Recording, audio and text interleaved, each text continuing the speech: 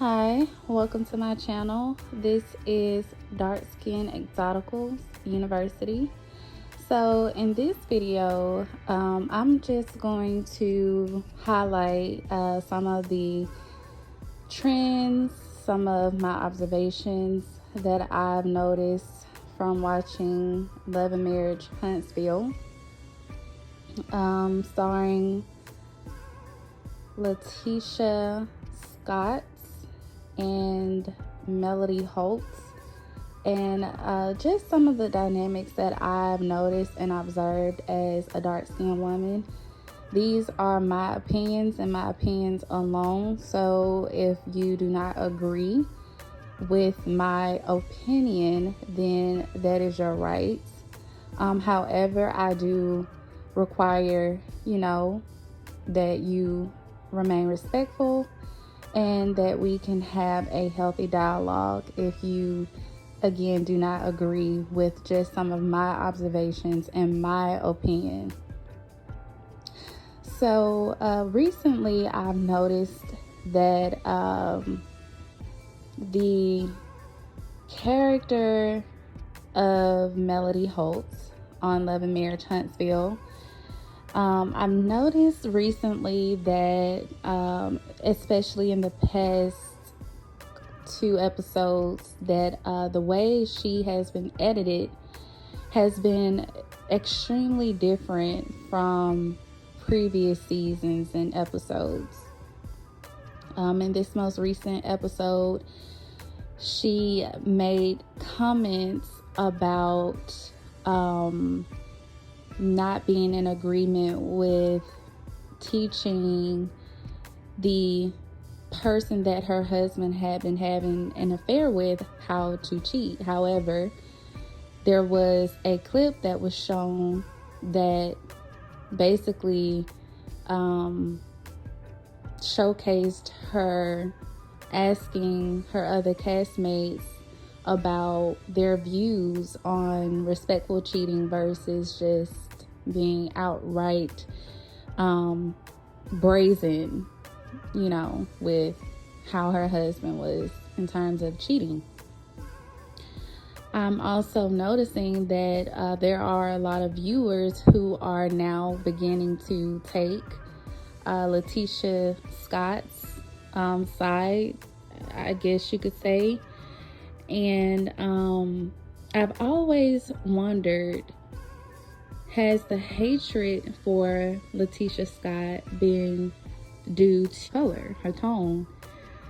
And the reason that I would say that's always been a question in the back of my mind is because the hatred that this woman has gotten, throughout the past seasons, especially in comparison to other castmates, has always seemed a bit more vicious, a bit more critical, and I could even go as far as saying just really mean. When I look at Leticia, now I see a woman who is very beautiful. She is married, she is accomplished, she appears to be a loving mother, a great friend, and an accomplished businesswoman. I will not take this time to take away from the accomplishments and accolades of Melody, but I can say that, that colorism is very much a thing still, especially in the South, especially in Alabama. And I don't know if you guys ever watched the movie School Days, where they had the light-skinned girls versus the dark-skinned girls, and they showed the nuances to what are some of the ills within the Black community. And I noticed as accomplished and as beautiful as Leticia is, none of that is really, or up until recently, none of that has really been taken into consideration when it comes to her character assessment, character analysis. She's always been, I would say, critiqued for her diction, for her having, you know, a speech impediment, and also criticized for allegations surrounding her husband's alleged infidelity. But when you really think about it, Melody Holt has also been on the receiving end of infidelity in her marriage. She has also encountered and taken some L's professionally and in her marriage. So when you think about it, is the harsh critique towards Leticia, is it really just truly because of character deficits, or could we say that colorism has something to do with the hate that she has gotten? There's really something to think about. Even in the episode with Shanita Foster, I believe her name is, and the ladies were all gathered around the table eating dinner. For some reason, Shanita Foster chose to go in especially harsh on Leticia. Leticia not being, you know, the most witty and the most well-spoken or quick when it comes to her comebacks, although I believe and I feel as though she can hold her own.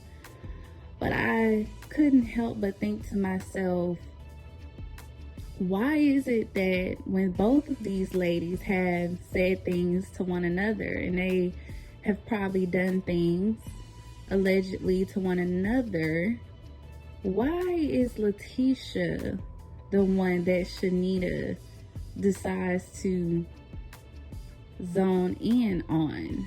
What information has she been fed that made her decide that I'm going to go in for the kill against Leticia? And after that episode aired, Shanita came on to do a live, and in her live, she could think of every other woman's name, but for some reason, do you know what she referred to Leticia Scott as? I'll let y'all guess.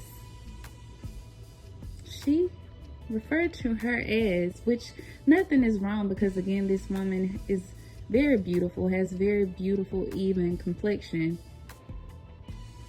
The dark one. What's that dark one's name? You could not take 2 seconds, Shanita, to look up an actual cast member's name on your live. I thought that was pretty interesting. But again, in the Black community, especially in the southern states, colorism is very much a thing. And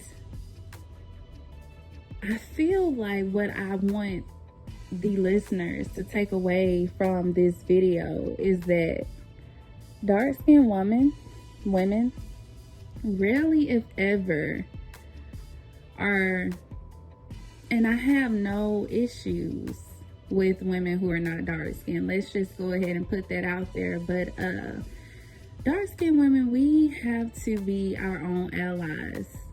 We have to watch our own backs, because oftentimes it's not expected, especially again in the southern states, especially in the African American community. It's not expected for us as dark-skinned women to go on and get the guy, get the money, get the degree, get the notoriety, the fame, all the things. That's not expected of us. It's expected that we shut up and sit there and eat our food. That's what it is expected of us. And so when you see someone like a Leticia, like a Kiana Watson, like a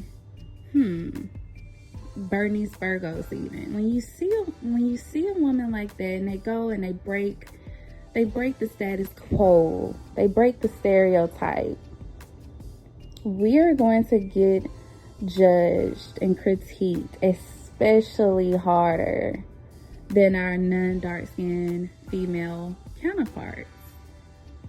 And so, dark-skinned ladies, never play fair in an unfair world.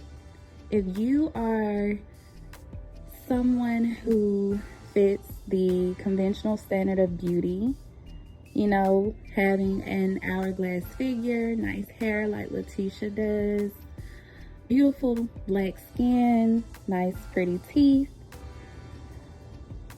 and add a brain to that, oh baby, you are a threat, okay? And not only are you a threat to lighter skinned black women, biracial black women, or biracials, you are a threat to non-black women as well. And you know why?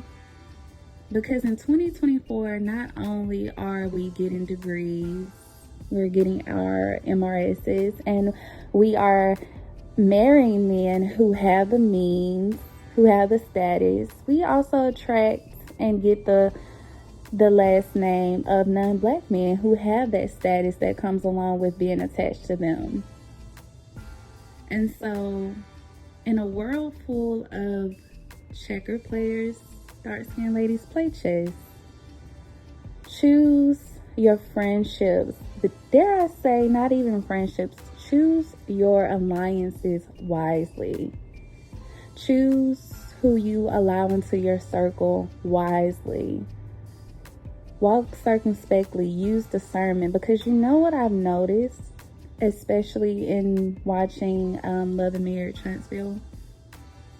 I don't think anyone expected Leticia to go on from season 1 as being portrayed as the stay-at-home mom, housewife, trying to get from under her husband's, you know, eye and go off and establish her own voice and independence. I don't think anyone saw what she would become today. And I'm liking it because I'm noticing that she has found her voice. She's unbothered. She doesn't give a about people's opinions. Rarely, if ever, do you see her on lives trying to clean up what is being showed on, you know, the shows when they're aired. Rarely, if ever, do I see her come on live, you know, trying to clean up things. I see her, you know, doing her thing, living her life, when people try to come against her marriage, as if, when have men ever been really on the up and up? I don't think this woman is oblivious at all to who her husband is. I don't think she's oblivious. I think, if anything, she knows exactly who she's married to. And while people have been trying to push her up out of her marriage, because again, misery loves company, I think that she has a master plan. She has a game plan, and she's going to stay in her marriage indefinitely, or until she is good and ready to go, if ever. And so I'm glad to see her finally coming into her power. And some of you all may not even know what show that I'm referring to, but I just like to use different cultural moments and different observations that I've made even in my own life to help other dark-skinned exotical women. Life is not fair, ladies. It is a game. Arm yourself with the tools, arm yourself with the knowledge, and learn how to play. But remember, never play fair in an unfair world. If you like this video, don't forget to like, comment, and subscribe. And until next time, have a good one. Thank you. Bye.